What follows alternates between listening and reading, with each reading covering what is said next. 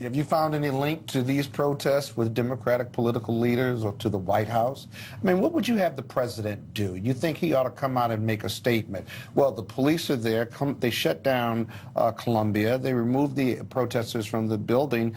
But I want to get into something about how dangerous Mike Johnson is. Listen to what did you take your objection interview. to? I take objection. By the way, this is only the first part. We're going to get into his future on the other side of the break. Even more. I'm sure What did the you take second objection part to? gets even better, but he says there were 300 men, 16 to 25, human being males, who came across the border, and they're of military age, and therefore they are dangerous, and we're going to round them up, or he'd like to round them up and take them back across the border. How offensive is that? Is anybody else offended by that? That somehow if they come here illegally and they are 16 to 25 or 35 and they're of military age, that makes them dangerous. See, that's the rhetoric Republicans use to say they don't want black or brown people coming across the border. You're going to round them up and send them all back to Central America or South American countries.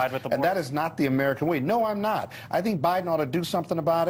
I don't think executive orders will work if they don't have the money. That's what the bipartisan bill was that Donald Trump killed for political purposes. But that rhetoric is dangerous because that's not what America represents.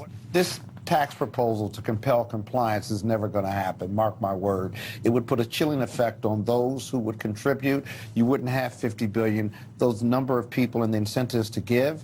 And remember, most Americans, well, a lot of Americans have gone to colleges and alumni giving back.